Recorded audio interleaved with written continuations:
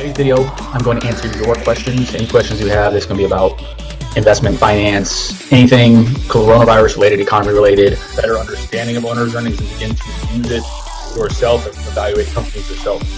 How to think in probabilities, not certainty. And that's essentially what you have to do as investors. Today I'm going to show you everything about owner's earnings, how to calculate it, why it's so important, what goes into it, why it's one of Buffett's favorite metrics to use, how I use it to evaluate every single company I look at. Talking about specific value investing concepts and techniques. We're going to talk about why you must read companies' financial reports and why you cannot just rely on the numbers. Hey, Jason here. Today's set of videos, this was supposed to be a Facebook Live where I'm going to talk about how the coronavirus pandemic and the economic devastation that is already here and that is still coming, how these things are going to affect how we work, how we live, how we function as humans over the last 50 years at least, how that's going to change in various different ways. So I apologize for the issues with the Facebook Live. I will hopefully get that fixed by next week so I can do them again. But for now, I'm going to do this here and I'm going to release this video as topics that my team is going to cut down over the next few days. So what we've covered in the last several weeks during this coronavirus pandemic and these Facebook Lives, the economic devastation that is here and that is coming between the unemployment in the U.S. and worldwide, how people aren't paying their bills, what's going to happen with that, and the banks and the credit tightening, stuff like that. All this stuff we've talked about in the last several weeks of videos. I'm not going to talk about that today. Frankly, I don't want to talk about that anymore, to be honest. Talking about that kind of stuff, I don't like talking about that kind of stuff. And the news just keeps getting worse and worse. So for now, I'm going to talk about today, actually, for example, the U.S. just released that another 3 million Americans, so we're up to 37 million Americans in 2 months, in the last 2 months, have now filed for unemployment. And horrifically bad. Going to get worse still. Instead of talking about that today and the economics or the economic impacts of mass unemployment, I'm going to tell you some good things and bad things about what's likely going to, this pandemic and this economic devastation is going to change in the future. Again, these are not predictions. I don't make predictions usually. And these are based off my personal experience and my learning over the last 13 years. These are what I'm researching now and working on now. So these are not predictions. These are things that could happen. In most cases, some cases it's what's going to happen. But in many cases, it's stuff that could happen. So keep that in mind as you watch this video and the other videos as well. So let's start off kind of Great Depression mindset. So if you learned about the Great Depression in high school, in the United States, I know I did growing up, I'm sure everybody did to at least a small degree.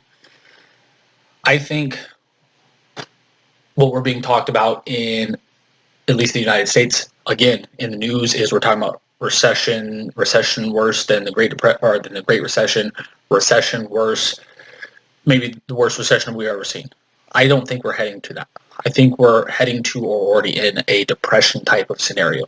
So I want to kind of talk about what happened in the past to kind of let you know what may happen in the future in terms of the depression, in terms of economics. I'm not going to get into political stuff. I'm not going to get into that stuff today, or the collapse in the economy, some of the other stuff I've talked about. Specifically, that was in the oil crash video. In terms of how this pandemic and the economic devastation are going to change things going forward, I think it's going to change things massively.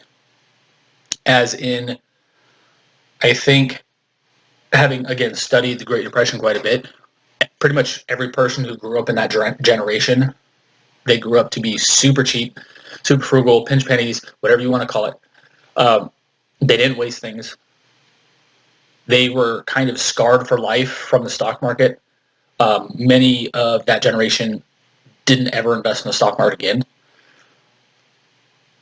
I think that is going to have a similar impact on us now in terms of not necessarily that level of stuff, but in terms of how much it's going to change our lives. For example, I had a conversation with a buddy of mine on one of the lives, Nick. We went to high school together, and I said in that video, I think this is going to be a life-altering. This pandemic and economic devastation is going to be on the level of the Great Depression. First of all, in terms of how it changes us and our habits and what we do. But I also think it's going to change us kind of at a fundamental level in terms of how my generation was forever changed by 9/11. In that conversation that I was having with him in one of the lives, he said he could remember the exact spot he was at when he saw the second plane hit the tower. I could too. I was in Mrs. Kepler's class. Me, I think Russ Reed and Randy Huling were all in the same class. And again, these are guys I all grew up with. We went to high school together, middle school, high school together. And we were in, I think, Miss Kepler's class watching the second plane hit the tower. I knew at that moment, again, this was 2001, 19 years ago, almost at this point. I can remember specifically where I exactly was when that happened. I've heard people say they can remember when man first landed on the moon in the 60s. I think this will have a same or similar impact. Maybe not on my generation and older, because we grew up with the abundance and the improving economics situation and general good life in the United States growing up, that kind of stuff. For my kids' generation, I think it may have the opportunity to change their lives forever in the same way that 9/11 changed our kind of perspective on things, millennials. Again, I don't like to put a generation thing on it because I think this will affect everybody. But I think specifically for my kids' generation, they're 9, 6, and 2. They didn't, I mean, my oldest understands what's going on, and she remembers stuff from before, of course. So does my 6-year-old. But my 2-year-old, she won't remember. If things don't go back to quote-unquote normal, where we're traveling and going on airplanes and going on car rides and going to sporting events and stuff like that anytime soon, she won't remember that. So I think it has the potential to change how we do things as a society kind of going forward. Again, this will be years in the making, like 9/11 was, type of thing. In terms of the Great Depression economics and stuff like that, I don't know if this will have a long-term impact on people in the stock market, because that, frankly, that mindset kind of lasted into the 50s. So from 1929 to the 50s, probably the mid-50s area, a lot of people didn't invest in the stock market because they were afraid of another crash. I don't think at this point in time that will have that major of an impact. But if the stock market crashes and people literally lose their life savings and their livelihoods like they did at the rate of the Great Depression, it may get to that. I don't think that will happen at this time. But again, if this goes on for a long time period, you never know.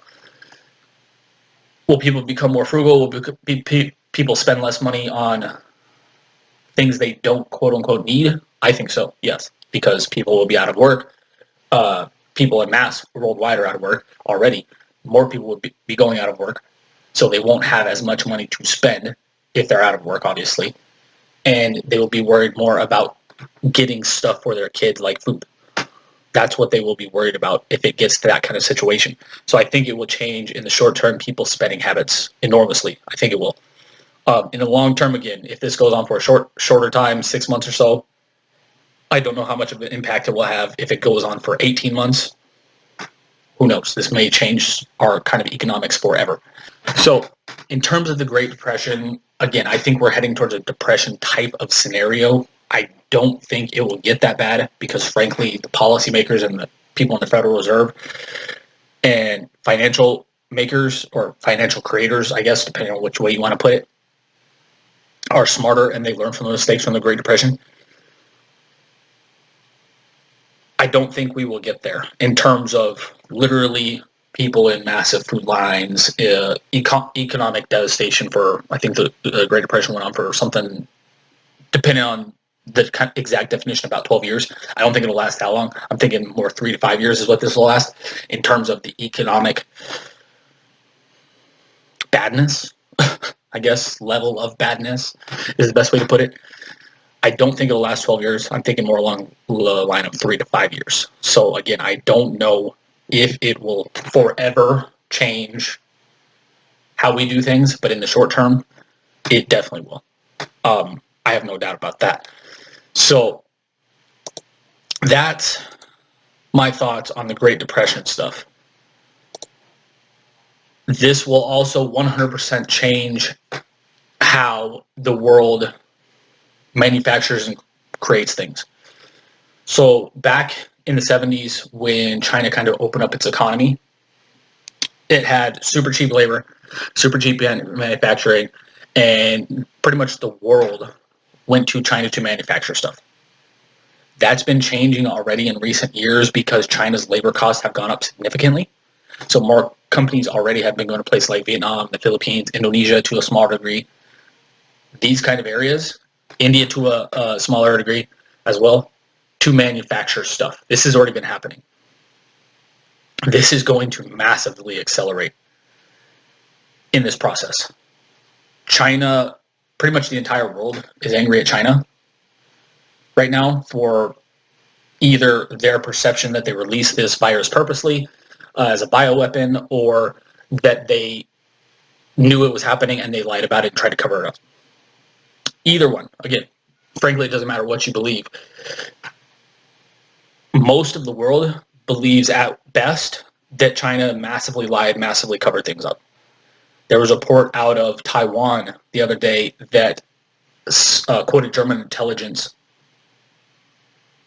showing, again, I use the word showing because I didn't see the proof, obviously. It's just based on German intelligence sources. They don't have those. I don't have access to German intelligence. But according to German intelligence, it is showing that China massively covered up, along with the WHO organization, World Health Organization, covered up this virus, which led to literally millions of infections, potentially deaths, hundreds of thousands of deaths, whatever the kind of final count will be. Excuse me.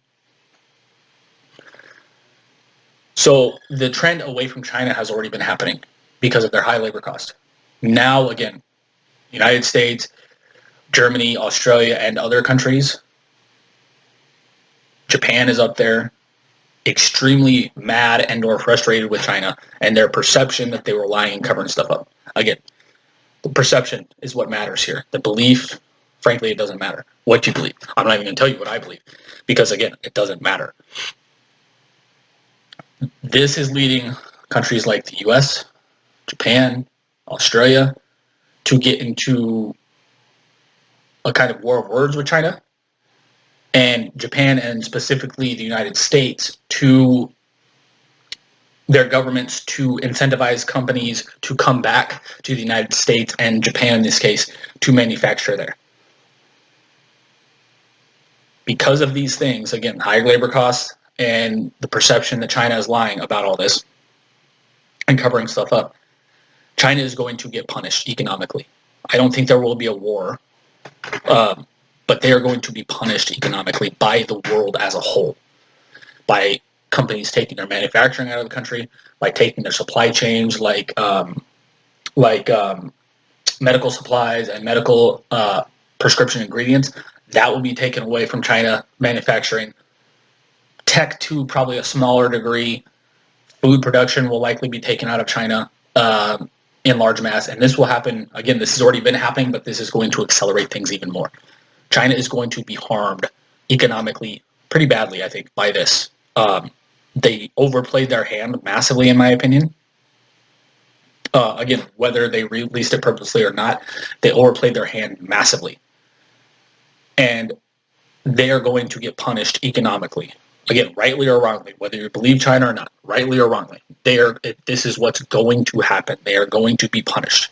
Again, the U.S. and Japan are already trying to incentivize their companies to come back onshore to those countries to do more manufacturing and have their supply chains kind of not as reliant on China. This is going to ratchet up. You're seeing Australia join this, Germany. You'll probably see this out of Spain and Italy and France when those countries kind of recover more from the coronavirus. The world supply chain over the last 50 years has relied and gone almost exclusively in large part to China. That is going to change rapidly. Some companies will go back to their home countries and do manufacturing because of these incentives, but countries like India, Vietnam, Philippines, they will benefit enormously from this because more manufacturing going into countries, more supply chain things will go into these countries, and more. This will create more job opportunities, more wealth, all this kind of stuff in these countries. This is what's likely to happen. I think it's 100% certainty that countries will take a lot of their supply chain, especially strategic stuff like the medicine and ingredients and stuff. They will take that out of China as soon as they can. I think that's pretty much 100% certainty. I think it's still very likely that China will be punished again, whether the perception is right or wrong. They will be punished economically for this, and their economy will suffer from this. Companies will go to Japan, or not Japan, to smaller degree, to their home countries, wherever they are, Japan, Australia, USA, whatever. They will go increasingly to Philippines, Vietnam, India, these kind of places for their supply chain and lower labor cost manufacturing things. Again, I think that's pretty much a certainty. So what does that mean? Kind of from an investment perspective, maybe you should look at India, Philippines, Vietnam. This is to play out still. But this is going to happen. And again, it's already been happening. This is going to accelerate things even more. China, the government could become more aggressive if their economy, companies en masse start to take their manufacturing and stuff out of the country. Who knows? But again, this is all in the future. I'm not talking about what could happen politically, especially because that you never know what's going to happen there. So, but from the economic perspective, China is going to suffer. It's, in my opinion, a pretty much certainty that's going to happen economically as kind of payback for all of this. Again, not necessarily the actual coronavirus happening, because viruses happen all the time, but the covering up and kind of lying about it they're going to be punished for that economically, in my opinion.